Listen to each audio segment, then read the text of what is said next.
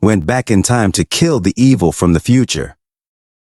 Corin Locke said to himself that this was the day before the Saintess kidnapping incident led by the Mage Tower. As Estelle Hadasha El Rath walked seductively through the streets, countless men could not help but stare, their gazes lingering as they drooled openly.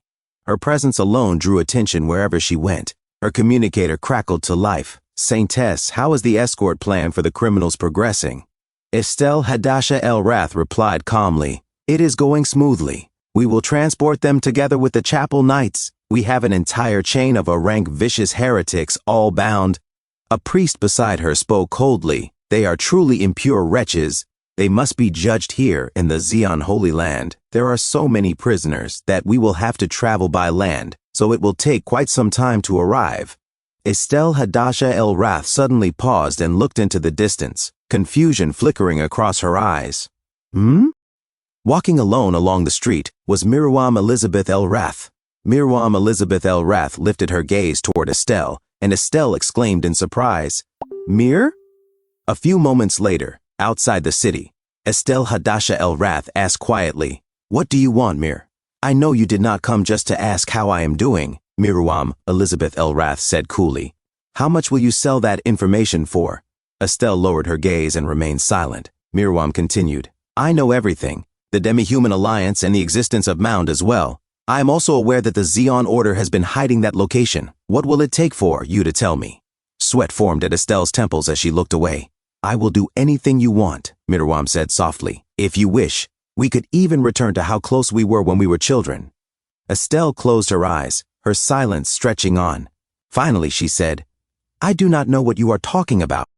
Miriam's expression twisted with anger. "You!"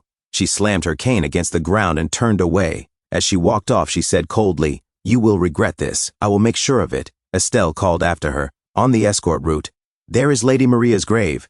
If it is all right, I will offer prayers there." Miriam replied without turning back, "I do not need your God." In another place, Miriam Elizabeth El Rath sneered, "It is just like Estelle to do that. That sanctimonious witch. The mound I had been searching for was hidden in the Xi'an Order's Holy Land. If you were going to hide, you should have chosen a better place. Disgusting scoundrels." She turned toward a man beside her. "Thank you, Sir Gress, for joining our plan, even though it means betraying the Protestants.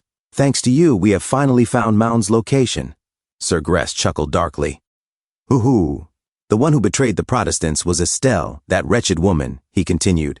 "I do not know how she discovered it, but she uncovered the faction within the Protestants that was working together with Balthazar. With all that uproar about religious reform, she arrested the Pope and countless priests. Thanks to that, I was the only one who survived, since I happened to be away from the order at the time." He paused briefly. "So about that. If you were to burn down all of the Protestants' holy lands this time—" "Not the Protestants," Miriam interrupted sharply. "Xi'an," Sir Gress shrugged. "Come now. Protestants, Catholic Church, whatever. Does it really matter? We are on the same side." Miriam glanced back at him and said mockingly, "Ha! I was thinking I would make you the Pope if you helped me clean up the Xi'an Church. Too bad, I suppose." Sir Gress blinked. "Pardon?" Suddenly, multiple attacks struck him at once. Golden light burst outward as his body convulsed. A man stepped forward and spoke solemnly, "Thank you for granting me this glorious opportunity to judge the blasphemous heretic Saintess. I am the Holy Knight of Zeruim, Rojo. Our long-cherished wish will finally be fulfilled." Another figure stepped from the shadows. "Shadow of the Snake, Arba," he said coldly. "Finally, I can take revenge on Estelle and the Mage Tower." Nearby, the Master of Magic, Calatin, remained silent. The great warrior of Domnu, Persia, declared firmly, "My loyalty is always with the royal family." Miriam Elizabeth El Rath looked at them all. She walked out onto the balcony and raised her cane. "Today I command this as the Saintess of Zeruim, and as the princess of this kingdom, under the complacent protection of Xi'an, every beast that parasitizes this kingdom and constantly plots rebellion, they will all be exterminated." Below, soldiers assembled in formation. "Elsewhere," Ron shouted anxiously, "To calm down, everyone. The chairman will be here soon." A beastman roared, "Shut up. There are rumors that the Snake Woman is bringing the royal army.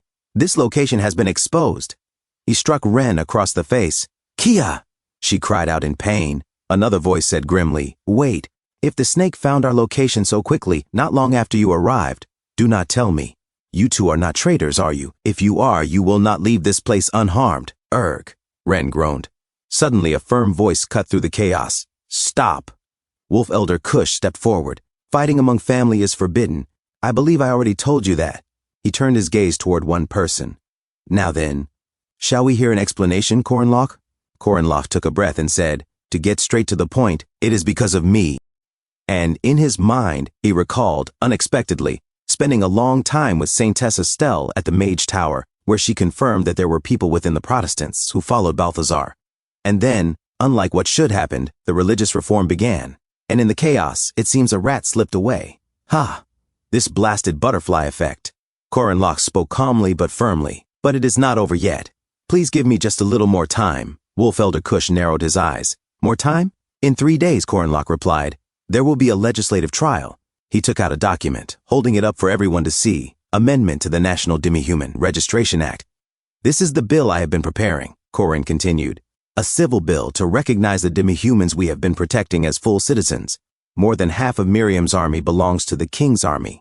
At the very least, the King's army cannot use force against its own citizens. So if you can buy me time until then, we still have a chance. Everyone is doing their best. Mariette murmured quietly to the priest beside her. Our story. Josephine spoke next, her voice steady. There is a way to end this civil war, Aaron added simply. To be resolved under this agenda. Korenlock finished, without anyone bleeding. Please do not let all that effort go to waste. Wolf Elder Kush fell silent. An elven woman clenched her fists. Blast it. I cannot even tell what is going on anymore. Her companion whispered in fear. We have to run. Wolf Elder Kush closed his eyes. Everyone is trembling with fear, he thought. Then he spoke aloud. It is my mistake. I repeated the same mistake again. The mistake of trusting humans. If we remain here like this, we will not even last a single day.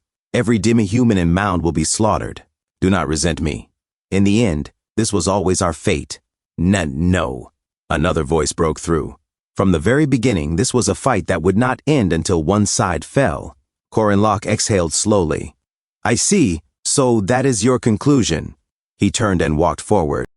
Chairman, Ren cried. Wolf Elder Kush raised his voice. Everyone, stop hiding and come out. Even children and women must come to the battlefield. Those with claws, kill with your claws. Those with fangs, kill with your fangs. I know that snake. The snake does not spare women or children when it kills. We will have nothing left to protect. So fight. They already see us as monsters, so let us show them what monsters truly are. If we cannot kill the snake, then we all die anyway. Survive. No more hiding. Let us kill the enemy. He suddenly stopped. K. Kush. An elven woman pointed ahead, her voice shaking.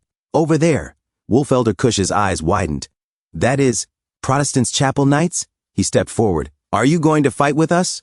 In response, the knights raised their spears and aimed them directly at him. Estelle Hadasha El Rath stepped forward.